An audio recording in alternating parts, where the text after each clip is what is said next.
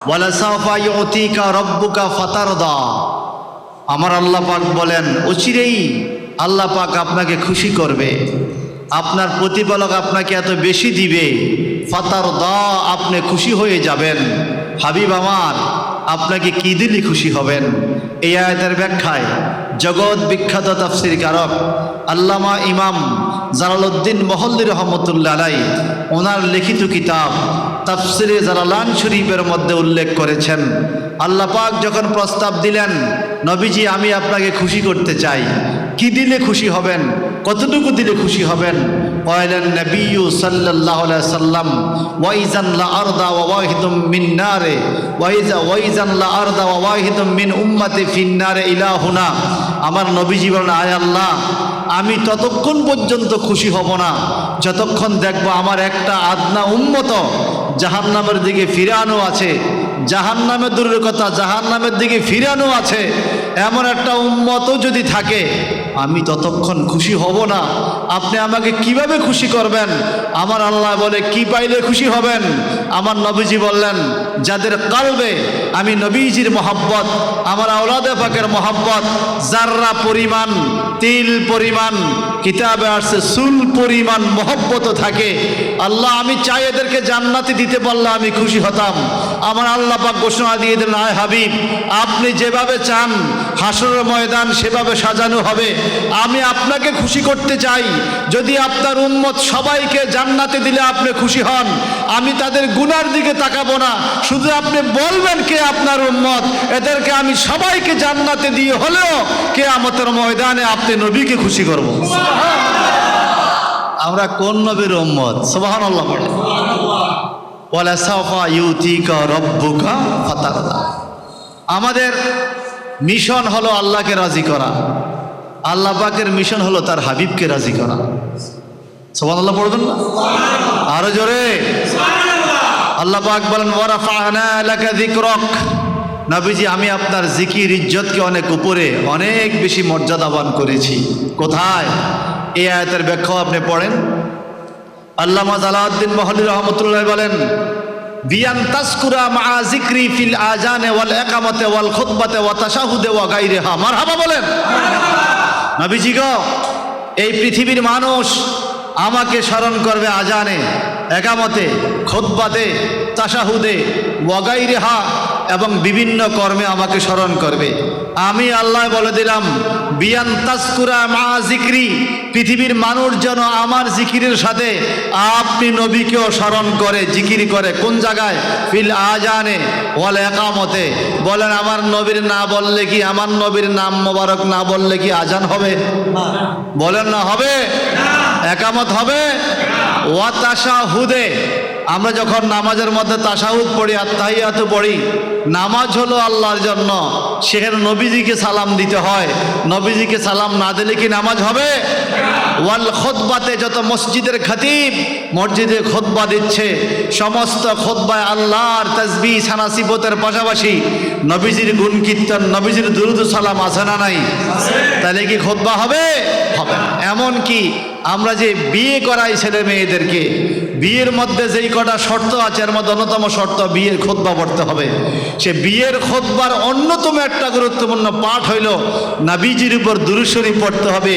বিয়ে পড়বে আইনগিরি গ্রামের ছেলে আর মেয়ে, বিয়ে পড়াবে মসজিদের ইমাম, বলিয়ামের মধ্যে কাবিননামা লিখবে কাজী সাহেব, দাওয়াত খাবে কনেপক্ষ বরপক্ষ। এখানে নবীর দুরূদ শরীফ কেন? আদম নবী থেকে শুরু করে এই পর্যন্ত, এখন থেকে শুরু করে কিয়ামত পর্যন্ত যত ইমানদার নরনারী বিবাহ শাদী পড়াবে, আমার নবীর দুরূদ শরীফ এদের খুতবার মধ্যে থাকা ওয়াজিব। তাইলে বিয়ে হবে, খানা হবে, মগর বিয়ে হবে না। ঠিক কি না? খানা হবে মগর বিয়ে হবে না। সম্মানিত সুধী, সেই নবীজির উম্মত হতে পেরে আমি খুশি। মারহাবা বলেন। আরো জোরে। আমার আল্লাহ পাক চাইলে আমাকে অন্য একটা প্রাণীর মধ্যে রুহুটা দিতে পারতেন। আল্লাহ পাক চাইলে আমাদেরকে অন্য নবীর যুগেও পাঠাইতে পারতেন। কোন নবীর যুগে ছিল কঠিন শরীয়ত, কোন নবীর যুগে ছিল সহজ শরীয়ত। যেমন মূসা নবীর আমলে যদি জামার মধ্যে ময়লা লাগতো, এই জামাটা কাইটা ফেলতে হবে, ময়লাযুক্ত জামা কেটে ফেললে বাকি অর্ধেক গায়ে দিয়ে আবাদত করতে হবে, না হলে আবাদত হবে না। ওনার শরীয়ত ছিল এত কঠিন। ঈসা নবীর আমলের শরীয়ত ছিল তুলনামূলক অনেক সহজ। কি? ওনার আমলে যদি জামার মধ্যে ময়লা লাগতো, আল্লাহ পাক বললেন ময়লা সহ নামাজ পড়লো নামাজ হবে। তো মুসা নবীর আমলে ছিল কঠিন, ঈসা নবীর আমলে ছিল সহজ। আমার নবীর আমলটা হলো মধ্যম পন্থা, কঠিনও নয় সহজ নয়। নবী আমার বললেন জামা কাপড়ের মধ্যে ময়লা লাগলে জামা কাটতে হবে না, আবার ময়লা সহ নামাজ পড়লো নামাজ হবে না। পানি দিয়ে পবিত্র করে ধুয়ে ফেলো, তোমার জামাও থাকবে, ইবাদত কবুল হবে। এই নবীর উম্মত হতে পেরে আমরা খুশি কিনা? বলুন না খুশি কিনা? এজন্য আপনি বলতে হবে রাদিতু বিল্লাহি রাব্বা ওয়া বিল ইসলামি দীনা ওয়া বি মুহাম্মদ সাল্লাল্লাহু আলাইহি ওয়াসাল্লাম নবিয়্যা। আল্লাহ, আমি তুমি আল্লাহকে রব হিসেবে পাইয়া খুশি, ওয়া বিল ইসলামি দীনা, ইসলাম ধর্মকে দিন হিসেবে পাইয়া খুশি, ওয়া বি মুহাম্মদ সাল্লাল্লাহু আলাইহি ওয়াসাল্লাম নবিয়্যা, মুহাম্মদ সাল্লাল্লাহু আলাইহি ওয়াসাল্লাম নবী হিসেবে পাইয়া খুশি। এই তিন জায়গায় যেই খুশি, রাদিয়াল্লাহু আনহুম, আমার আল্লাহ তাদের উপর খুশি। সম্মানিত সুধী, আমরা আজকে যেই প্রোগ্রামে বসেছি, আমাদের প্রাণপ্রিয় নবী, সকলে বলেন মুহাম্মদ রাসূলুল্লাহ সাল্লাল্লাহু আলাইহি ওয়াসাল্লাম, কলিজার টুকরা, নয়নের মণি, খুবই মায়ার নাতি, সাইয়্যিদুশ শুহাদা ফি কারবালা, সাইয়্যিদুশ শাবাবে মিন আহলিল জান্নাহ, সাইয়েদনা ইমাম হুসাইন রাদিয়াল্লাহু তাআলা আনহুর সহ শুহাদায়ে কারবালার ওনাদের স্মরণের আজকের এই মাহফিল। আমরা এই মাহফিলে আসতে পেরেছি, আবারও পড়ি আলহামদুলিল্লাহ।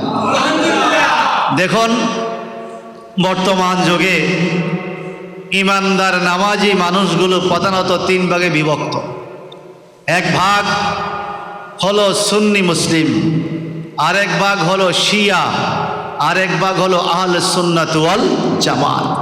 আমরা সুন্নি, আমরা শিয়া নই, আমরা খারিজি নই, আমরা হলাম আহলে সুন্নাত ওয়াল জামাত। কথা বলেন ঠিক কিনা? আওয়াজ দিয়ে বলেন ঠিক কিনা? এবং আমরা জান্নাতি মানুষ। কিভাবে? আমার নবীজি বলছেন আহলে সুন্নাত ওয়াল জামাতের আকীদা থাকলে তুমি জান্নাতি। সুবহানাল্লাহ বলবেন না? নাকি বিশ্বাস হয় না? বিশ্বাস হয় না? ভাই সাহেব, আমার আল্লাহ পাক কোরআনুল কারীম ইরশাদ করেছেন, বিসমিল্লাহির রহমানির রহিম, ওয়ালা তাকুলু লিমান ইউকতালু ফি সাবিলিল্লাহি আমওয়াত বাল আহইয়াউ ওয়ালাকিন লা তাশউরুন। এটা ইবারাতুন নস দ্বারা আল্লাহ পাকে দলিল দিয়েছেন। ওয়ালা তাকুলু, তোমরা বলিও না, লিমাই ইউকতালু, যে ব্যক্তিটা কতল হয়েছে, আও শাহেদা, যে ব্যক্তিটা শহীদ হয়েছে, ফি সাবিলিল্লাহ, আল্লাহর রাস্তায় যুদ্ধ করতে গিয়ে যারা শাহাদাত বরণ করেছে, এদেরকে তোমরা আমওয়াতান, মৃত বলিও না। আল্লাহ, এদেরকে মৃত বলবো না? নিজে জানাজা পড়লাম, নিজে দাফন করলাম, নিজে মাটি দিলাম, নিজে কবরে নামাইলাম, এদেরকে মরা বলবো না তো কি বলবো? আমার আল্লাহ পাক বলেন বাল আহইয়া, বরং তারা জিন্দা। এরা কি জিন্দা? আহইয়াউন বহু বচন, সবাই জিন্দা। বাল আহইয়াউন, সবাই জিন্দা। এ নবী মুহাম্মদ, আপনার আল্লাহ বলে এরা নাকি সবাই জিন্দা। মাটির নিচে চাপা দিলাম, কিভাবে জিন্দা মানুষকে মাটির নিচে চাপা দেওয়া যায়? আমার মাওলা কারীম আয়াতে কারিমার শেষ ভাগে ফতোয়া দিয়ে দিলেন, ওয়ালাকিন লা তাশউরুন, কিভাবে তারা জিন্দা, কিভাবে তারা জিন্দা তোমরা বুঝবা না, তোমাদের সেই জ্ঞান বুদ্ধি অনুভূতি শক্তি নাই, শুধু তোমরা মানো শহীদগণ জিন্দা। এবার জবান খুলে বলেন, শুহাদায়ে কারবালার শহীদগণ জিন্দা, এই ঈমান ও আকীদা আমাদের আছে কিনা? আমি বলবো ভাজান, যারা মক্কাতুল মুকাররমা গিয়েছেন, মদিনাতুল মুনাওয়ারায় গিয়েছেন, মদিনা শরীফে যারা উহুদের ময়দানে জিয়ারতে যান, সাইয়্যিদুশ শুহাদা সাইয়েদনা হযরতে আমির হামজা রাদিয়াল্লাহু তাআলা আনহু সহ 70 জন শহীদের মাজার পাক উহুদের ময়দানে আছে। এমন কোন পাষাণ হৃদয় নাই যারা উহুদের ময়দানে গেলে চোখের পানি আসে না। এমন কোন পাষাণ হৃদয় নাই উহুদের ময়দানে গেলে চোখের পানি আসে না।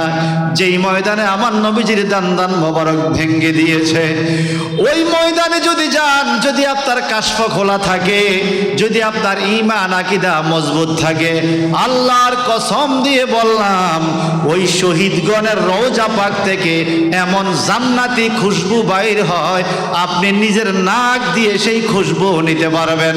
একটু জবানটা বড় করে বলুন আল্লাহু আকবার। আমি আমার জীবনে দুইবার এরকম নেয়ামতি খুশবু পেয়েছিলাম। একটি খুশবু পেয়েছিলাম আমার নবীজির প্রথম স্ত্রী খাতুনে জান্নাত মা ফাতেমার আম্মা জান, ইমাম হাসান হুসাইনের নানি জান, আমার নবীজির স্ত্রী হযরতে খাদিজাতুল কুবরা রাদিয়াল্লাহু তাআলা আনহা, যিনি মক্কাতুল মুকাররমায় জান্নাতুল মুআল্লায় আরাম ফরমাচ্ছেন। জান্নাতুল মুআল্লায় মা খাদিজার জন্য আমার নবী যেখানে অপেক্ষা করে দাঁড়িয়েছিলেন দাপন কাপনের পরে, মুনকির নাকির আসলে নবীজি জবাব দিবে, এই মর্মে অপেক্ষা করতেছিলেন। আল্লাহর মেহেরবানিতে 2018 সালে আমি গুনাহগার ঠিক ওই জায়গায় দাঁড়াবার একটু সুযোগ হয়েছিল। খোদা কি কসম, ওয়াল্লাহ বিল্লাহ তাল্লাহ, যাদের কাশফ খোলা আছে, যারা সুন্নি এরাই পাবে, যাদের মেশিনের সমস্যা ওরা পাবে না। মা খাদিজার রওজা পাক থেকে এখনো জান্নাতি খুশবু বাইর হয়, এখনো বাইর। আমার শ্রদ্ধাভাজন ভাইয়ারাম,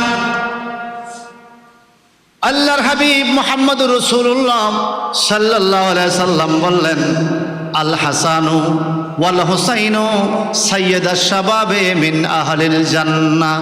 আমার হাসান এবং আমার হুসাইন এই দুইজন জান্নাতি যুবকদের সরদার। সুবহানাল্লাহ বলেন। আপনারা জবান খুলে বলেন আমরা জান্নাত চাই কিনা? সরদাররে বাদ দিয়া। হ্যাঁ, আমাদের দেশে যত মসজিদে খাতাবাত হচ্ছে, নামাজ হচ্ছে, ইমামতি করছে, ইমাম সাহেবরা জান্নাত চায় কিনা? সরদাররে বাদ দিয়া। আপনি এই হাই স্কুলে ঢুকতে হলে এই স্কুলের কমিটির প্রধান, প্রতিষ্ঠান প্রধানকে বাদ দিয়ে ঢুকতে পারবেন? ওনাদের অনুমতি সাপেক্ষে এখানে প্রোগ্রাম করতে হবে। কথা বলেন ঠিক কিনা? যিনি জাতীয় সংসদ নেতা, মাননীয় প্রধানমন্ত্রীকে বাদ দিয়ে একজন সংসদ সদস্য তার আসনে থাকতে পারবে না। এমনি ভাবে জান্নাতি যুবকদের সরদার ইমাম হাসান হুসাইনের মহব্বত ছাড়া যতই নামাজ পড়বা যান, জান্নাতে যাওয়ার আশা করতে পারবা, কখনো আশা পূরণ হবে না। যার জান্নাত তার কাছে অনুমতি নিতে হবে। কথা বলেন ঠিক কিনা? এবার জবান খুলে বলেন, যারা টুপি মাথায় দিয়ে, পাগড়ি পরিধান করে, জুব্বা গায়ে দিয়ে সেই কঠিন ময়দান কারবালার প্রান্তরে ইমাম হুসাইন রাদিয়াল্লাহু তাআলা আনহু সহ নবীর আওলাদদেরকে কষ্ট দিয়ে যারা শহীদ করে দিল, জান্নাতের যুবকদের সরদার, জান্নাতের মালিক যে ইমাম হুসাইন, ওনাকে যারা শহীদ করলো, এরা কি জান্নাতের আশা করতে পারে না? করে তো করে। জান্নাতের মালিককে বাদ দিয়ে আপনি জান্নাতে যাওয়ার শখ করতেছেন। আপনি কি ডাকাত না চোর যে কোন দিক দিয়ে ফলায়া ঢুকে যাবেন? জান্নাতে ফলায়া ঢুকার কোনো সুযোগ আছে? বলেন না আছে? আছে নাই? আমার ভাইজান বন্ধুরা, আপনাদের খেদমতে আরজ করব তিরমিজি শরীফ আবু আবে মানাকেব সিফতে হাসান হুসাইন রাদিয়াল্লাহু তাআলা আনহু নামক অধ্যায় রয়েছে। সেখানে পাইলাম আমার নবীজি একদিন দাঁড়িয়ে আছেন। নবীজির ঘর মোবারক থেকে ওনার স্ত্রী আম্মা আয়েশা সিদ্দিকা রাদিয়াল্লাহু তাআলা আনহা দেখতেছেন, উম্মে সালমা রাদিয়াল্লাহু তাআলা আনহা বর্ণনা করেন আমিও দেখতেছিলাম। আমার নবীজি একখান কালো রঙের চাদর মোবারক গায়ে দিয়ে দাঁড়িয়ে আছেন। নবী আমার দুই রঙের চাদর মোবারক বেশি পছন্দ করতেন। একটা চাদর মোবারক ছিল সবুজ রঙের, আর একটা চাদর মোবারক ছিল কালো রঙের। আর আমার আল্লাহ আমার নবীকে কত পছন্দ করেন, নবীজির দুই কালার চাদর মোবারকের শানে আল্লাহ পাক দুইটা সূরা কোরআন শরীফে নাজিল করেছেন, সূরা মুজাম্মিল, সূরা মুদ্দাসির। জোরে জোরে বলুন সুবহানাল্লাহ। আমার আপনার চাদরের কথা আমগো ডায়েরিতেও লেখা নাই। জীবনে কত চাদর কিনলাম, কত চাদর ফালাইলাম, ঠিক কিনা? আমার নবীর জোরে শরীরে জড়ানো চাদর মোবারকের কথা লৌহ মাহফুজের ডায়েরি কোরআনুল কারিমে আল্লাহ পাক তুলে দিয়েছেন। যেই চাদর মোবারকের শানে সূরা মুজাম্মিল মুদ্দাসির নাজিল হয়েছে। চিল্লায়ে বলুন সুবহানাল্লাহ। সেই নবীর শান কি কম? বলেন কম? खुदा की अज़मत क्या है, खुदा की अज़मत क्या है, खुदा का मुस्तफा जाने मकामे मुस्तफा क्या है, मकामे मुस्तफा क्या है, मोहम्मद का खुदा जाने, मोहम्मद का खुदा जाने। सलातुन या रसूल सलामुन या हबीब अल्लाह अलैकुम सलातुन या रसूल।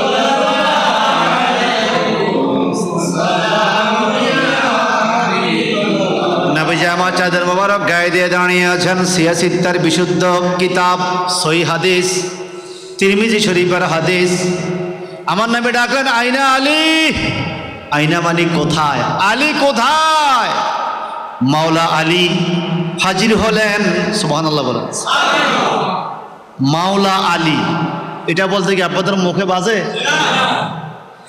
হযরত আলীকে যে মাওলা বলবে, নবীজি বলেন আমিও তার মাওলা হব। আলী যার মাওলা, নবী তার মাওলা, নবী যার মাওলা, আলী তার মাওলা। সুবহানাল্লাহ বলেন। মাওলা আলী আসলেন। আমার নবী বলেন আইনা ফাতেমা, ফাতেমা কোথায়? উনিও আসলেন। দুইজনকে নবীজির চাদর মোবারকের ভিতরে ঢুকাইলেন। আইনা হাসান ইবনে আলী, কই আসো। ইমাম হাসান আসলো, ওনাকে চাদর মোবারকের ভিতরে ঢুকাইলেন। ওয়াইনা হুসাইন ইবনে আলী, উনি আসলেন, ওনাকে চাদর মোবারকের ভিতরে ঢুকাইলেন। আমার নবী তখন ডাক দিয়ে বলে আল্লাহ তুমি না বলছো ওয়ায়ুতাহিরাকুম তাতহীরা, হে আহলে বাইতের সদস্যগণ তোমাদেরকে আমি আল্লাহ পবিত্র করার মতো করেছি, তোমাদেরকে কোনো নাফাকি কোনদিন স্পর্শ করে নাই। ওয়ায়ুতাহিরাকুম তাতহীরা, হে আল্লাহ বলে হে আমার আহলে বাইতের সদস্যগণ, আমার বন্ধুর আহলে বাইতগণ, তোমাদেরকে আমি আল্লাহ পবিত্র করার মতো করেছি। আল্লাহ গো কে আহলে বাইত? আমি পরিচয় দিচ্ছি, হাউলায়ে আহলে বাইতি। এই অবস্থা দেখে উম্মে সালমা চাদরের ভিতরে ঢুকতে চাইলেন স্ত্রী হিসাবে। আমার নবী আরেকজন স্ত্রী আম্মা আয়েশা সিদ্দিকা বলে আমি একটু ঢোকার চেষ্টা করি, চাদরের ভিতরে নিচ্ছি, গুরুত্বপূর্ণ কোনো দোয়া হচ্ছে। আমার নবী বারণ করলেন উম্মে সালমা আয়েশা গো তোমরা চাদরের ভিতরে প্রবেশ করিও না, তোমাদের মর্যাদা অনেক উপরে। কাল কিয়ামতের ময়দানে উম্মুল মুমিনিনের মর্যাদা তোমরা পাওয়ার কারণে সারা দুনিয়ার নারীরা তোমাদেরকে দেখার জন্য ভিড় জমাবে, বিশেষ সম্মান দিয়ে তোমাদের জান্নাতে নেওয়া হবে। হে উম্মে সালমা আয়েশা এই চাদরের ভিতরে ঢুকাইও না, ঢুকিও না। কেন? হাউলায় আহলে বাইতে, এরা হলো আমার আহলে বাইত, আমার ঘরের সদস্য। ও আল্লাহ এদেরকে কিয়ামত পর্যন্ত যারা মহব্বত করবে তাদেরকে তুমি হেদায়েতের রাস্তায় রাখো। জোরে জোরে করে আল্লাহু আকবার। হযরত জাবের রাদিয়াল্লাহু আনহু বলেন আরাফাতের ময়দানে বিদায় হজের দিনে আমি নবীজিকে নবীজির কাসওয়া নামক উটনীর উপরে দেখলাম। দেখে কি হলো? ওয়ায়াকুলু, আমার নবী ওয়াজ করতেছেন। ফাসামিতুহু, আমরা নবীজির ওয়াজগুলো শুনতেছিলাম। বিদায় হজের ভাষণে নবী খুতবা দিচ্ছেন জাবালে রহমত পাহাড়ের পাদদেশে দাঁড়িয়ে। আরাফাতের ময়দানে হযরত জাবের রাদিয়াল্লাহু আনহু বলেন, আমরা 1,26,000 সাহাবী সেদিন হাজির ছিলাম। আমার নবী বললেন, এই বছরের পরে আমি তোমাদের সাথে আর হজে আসতে নাও পারি, তোমরা আমার জীবনের শেষ মুহূর্তের কথাগুলো শোনো। সাহাবা একরাম কান্না শুরু করলেন।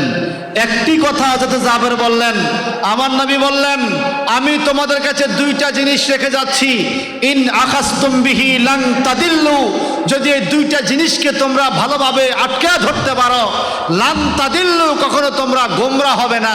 এখানে আলেম ওলামায়ে কেরাম রয়েছেন, লান তাদিল্লু, লান তাকিদ নুন তাকিদ যারা বুঝে, কখনো গোমরাহ হবে না যদি এই দুইটা জিনিসকে ধরে রাখো। সাহাবায়ে কেরাম বললেন, ইয়া রাসূলুল্লাহ, ওই দুইটা জিনিস কি? কোন দুইটা জিনিস ধরে রাখলে কখনো আমরা পথহারা হব না? আমার নবীজি বললেন, কিতাব আল্লাহ ওয়া ইতরাতি, রাওয়াহু তিরমিজি। এক নম্বরে আল্লাহর কিতাব কোরআন শরীফ যদি তোমরা আঁকড়ে ধরতে পারো, তোমরা কখনো গোমরাহ হবে না। দুই নম্বরে ওয়া ইতরাতি, আমি নবীর পরিবার পরিজন আলী, ফাতেমা, হাসান, হুসাইন, এদের বংশধরকে যদি তোমরা আঁকড়ে ধরতে পারো, এদের কদম যদি জড়াইয়া ধরতে পারো, তোমরা কোনোদিন গোমরাহ হবে না। জোরে জোরে বলুন সুবহানাল্লাহ।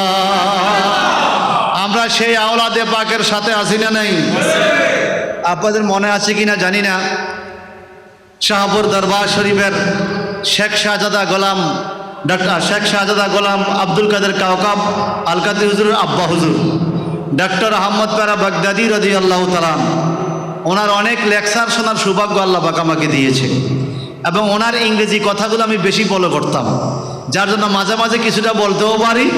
এখন আপনাদের তো ইংরেজি ক্লাসও নেই। তো উনি যখন সাত বাহির করলেন, ইয়া পাক পাঞ্জাতন লাখ সালাম, অনেকে বলতেছে এটা আবার কোন জিকির বাইর করলো, এটা আবার কোন জিকির বাইর করলো, এটা আবার কোন জিকির বাইর করলো। তখন আমি রহিমানগর ফতুয়া দিয়েছিলাম দাঁড়িয়ে, তখন আমি ছাত্র বয়স, যে হুজুর তো ইয়া পাক পাঞ্জাতন জিকির চন্দ্র চন্দ্র বাইর করছে, এখন এটা কিতাব আকারে আল্লাহ পাক বাইর করে দিয়েছে সেই তৌরাত কিতাবের আমলে।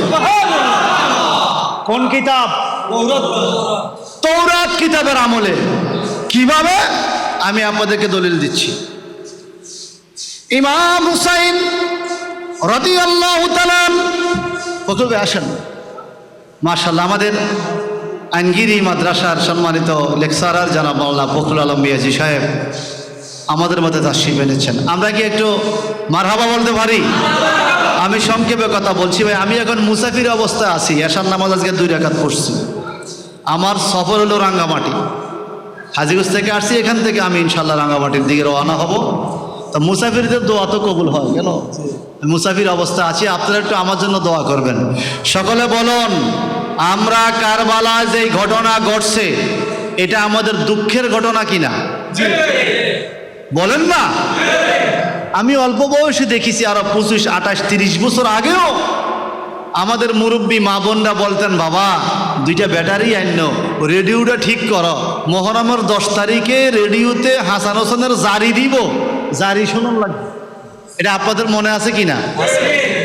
আর এখন ইমাম সাহেব হুজুররা মহরমের চাঁদ চলে যায়, মসজিদে হাসান হোসাইনের নামে একটু দুরুদ মিলাদ হবে, ওনাদের স্মরণে একটু দোয়া হবে। কত রঙের ফতুয়া, ফতুয়া দিতে দিতে দিতে দিতে এজিদকে রহমতুল্লাহ আলাইহি কইয়া সামনে ঘুরে ফলাইছে। নাউজুবিল্লাহ। কথা কোন ঠিক কিনা? মনে রাখো চান্দু, আমরা বুঝি আওলাদের রসুল 72 জন, ইমাম হুসাইনের পক্ষে ছিল 72 জন, এজিদের পক্ষে ছিল 22,000, এজিদ বাহিনীর পক্ষে 22,000-এর মধ্যে 7,000 ছিল মুফতি মুহাদ্দিস, কোরআন হাদিসের আলেম। ইমাম হুসাইন ডাক দিয়ে বলছিলেন, তোমাদের 22,000 মুফতি মুহাদ্দিসের মধ্যে একজনও কি ইমানদার নাই যে আওলাদ রাসূলকে মহব্বত করবে? আমার নবী না বলেছিলেন, কিতাব আল্লাহ ওয়া ইত্তাতি মিন আহলে বাইতি, আল্লাহর কোরআনকে আঁকড়ে ধরো, আহলে বাইতকে আঁকড়ে ধরো। আমি জান্নাতের সর্দার হুসাইনের পক্ষে কি একজনও নাই? সবাই মাথা নিচু করে দাঁড়িয়ে আছে, কারণ সবাই এজিদের টাকা খাইয়া দালালির মধ্যে পড়ে গেছে। বলেন, ওই 22,000 মানুষের মধ্যে আজান হয়েছে, নামাজ হয়েছে, একামত হয়েছে, টুপি ছিল, পাগড়ি ছিল, দাড়ি ছিল, জিকির আসকার ছিল। আবার এই 72 জন হুসাইনি কাফেলার তাবুর মধ্যে আজান হয়েছে, ইমামতি হয়েছে, নামাজ হয়েছে, টুপি ছিল, দাড়ি ছিল, পাগড়ি ছিল। ওই 22,000 এজিদ বাহিনী আর 72 জন হুসাইনি বাহিনী, দুইজনে মুসলমান দাবি করে। 22,000-এর দাবি মুসলমান আমরা, হুসাইন মার্কার দাবি মুসলমান আমরা। আমার মাওলা কারীম বলেন, হুসাইনের পক্ষে যারা, তাদের দাবি সত্য দাবি। ঠিক কিনা বলেন? আল্লাহ বলেছেন ওয়ায়ুতাহিরাকুম তাতহীরা। আল্লাহ কোরআনে বলেছেন ওয়াসাল্লিমু তাসলিমা। পৃথিবীর কোন কিতাবে, এমনকি 30 পারা কোরআনেও আদম নবী থেকে শুরু করে যত নবীকে আমার আল্লাহ সালাম দিয়েছেন, আল্লাহ পাক স্বাভাবিকভাবে সালাম দিয়েছেন। সালামুন আলা মূসা, সালামুন আলা ইব্রাহিম, সালামুন আলা ইলিয়াসিন, সালামুন ইয়া হাত্তা মাতলাইল ফাজর। 7টা সালামের আয়াত কোরআন শরীফে আছে। কিন্তু আমার নবীকে সালামের বিষয়ে আল্লাহ পাক শুধু সালামুন বলে শেষ করা নাই, আল্লাহ বলছেন ওয়াসাল্লিমু তাসলিমা, মাফউলে মতলব দিয়ে, যে আমার নবীকে ইজ্জত দিয়ে, সম্মান দিয়ে সালাম দেওয়ার মতো দাও। প্রক্ষান্তরে অন্যান্য নবীদের বংশধরের কথা, তাদের আওলাদের কথা, আহলে বায়তের কথা আল্লাহ পাক কোরআনে বলেছেন। আমার নবীর আহলে বায়তের শানে আল্লাহ পাক একই ওজনের শব্দ নিয়েছেন। ওয়ায়ুতাহিরাকুম তাতহীরা, ওখানে বলেছেন তাসলিমা, এখানে বলেছেন তাতহীরা। আমার নবীকে সালাম দিবে, সালাম দেওয়ার মতো, নবীর বংশধরকে আমি পবিত্র করেছি পবিত্র করার মতো। ওয়ায়ুতাহিরাকুম তাতহীরা। সুতরাং ওনাদের গলায় যারা ছুরি চালাইল, এদেরকে কোন মাযহাবের ইমাম এদেরকে মুসলমান বলে নাই। কোন মাযহাবের ইমাম এজিদ বাহিনীকে ভালো বলে নেই। বর্তমান শায়েখ নামক কিছু দুষ্ট নিজেদের দালালি ঠিক রাখার জন্য এজিদের পক্ষে সাফাই গায়, কথা কয় না। বাংলাদেশেও আছে, আপনি খুঁজে দেন, আপনার আশেপাশেও আছে। আছে না নাই? বলুন না, আছে না নাই? এই জন্য আমি আবুল হাশেম শামীজি প্রায় সময় মাহফিলেও বলি, আজকে এই অধিবেশনেও বলছি, যদি তোমার এজিদ এত প্রিয় হয়, তোমার ছেলের নাম রাখো এজিদ। মানুষ তোমাকে এজিদের বাপ বলে ডাকুক, খারাপ কি? আপনারা কি বলেন? অথচ আমার এই আইনগিরি দেখেন না, কত মানুষ কত সুন্দর নাম রাখছে। ছেলের নাম জামাল, আগে রাখছে মোহাম্মদ, পরে রাখছে হোসেন, জামাল হোসেন। কথা বলেন ঠিক কি না?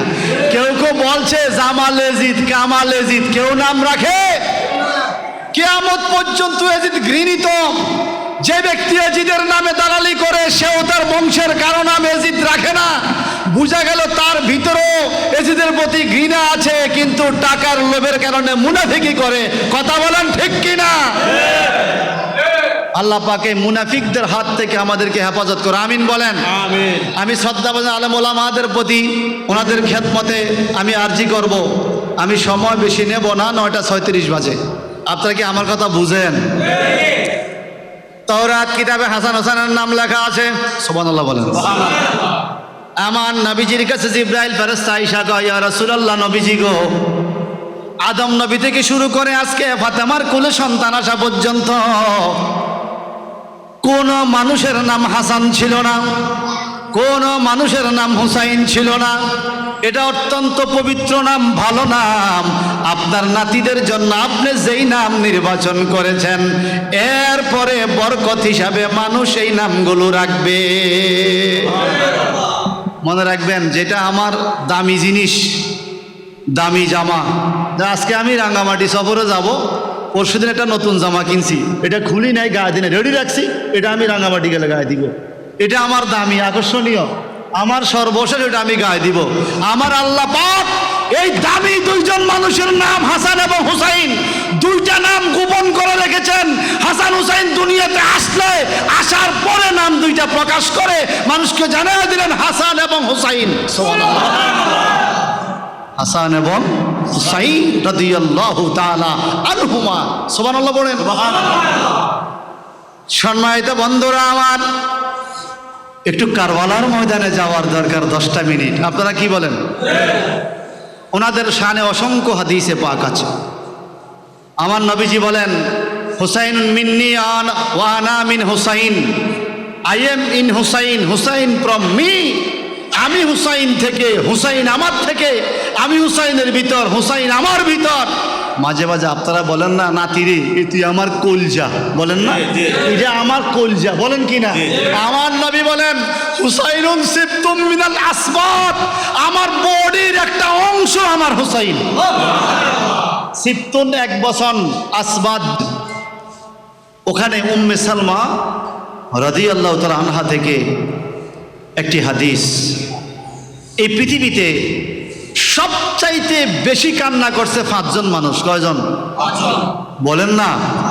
আপনাদের কোন দিকে যাব? আপনারা বলতেছেন একবার এদিকে, আবার দিক, যে আমার মাথার মধ্যে এখন হাজার হাজার কথা আসছে।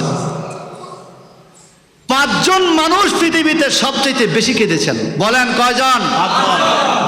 1 নাম্বার আদম আলাইহিস সালাম সবচাইতে বেশি কাঁদছে, রব্বানা যালামনা আনফুসানা পড়ে পড়ে 360 বছর। আদম নবী কাঁদতে কাঁদতে চোখের পানি পড়তে পড়তে চামড়া পর্যন্ত পচে গেছে গালের, এত কান্দা কাঁদছে আল্লাহর ভয়ে। 2 নম্বরে সবচেয়ে বেশি কাঁদছেন নূহ আলাইহিস সালাম। নূহ মানে কান্দিন না নবী, সারাদিন শুধু কাঁদতেন আল্লাহর দরবারে। 3 নম্বরে সবচেয়ে বেশি কাঁদছেন ইউসুফ নবীকে হারাইয়া, ওনার আব্বা ইয়াকুব নবী একটানা 40 বছর কাঁদতে কাঁদতে চোখের জ্যোতি হারিয়ে ফেলছে। 4 নম্বরে সবচাইতে বেশি কাঁদছেন একজন মহিলা, যাকে সাইয়্যিদাতুন নিসা মিন আহলিল জান্নাহ বলা হয়, ফাতেমা জাহরা রাদিয়াল্লাহু তাআলা। আমার নবীর ইন্তেকালের দিনে মদিনা মনোয়ারায় এত কান্না কাঁদছে, নবী নবী নবী নবী বলে মা ফাতেমা, পৃথিবীর কোন নারী আজ পর্যন্ত এত কাঁদে নাই। 5 নম্বরে উম্মে সালমা রাদিয়াল্লাহু তাআলা আনহা বলেন, যিনি নবীজির স্ত্রী, কারবালার ময়দানের সময়ও যিনি হায়াতে বেঁচে ছিলেন, সে উম্মে সালমা বলেন 5 নম্বরে সবচাইতে বেশি কাঁদছে ইমাম হুসাইনের কলিজার টুকরা সন্তান জয়নুল আবেদিন।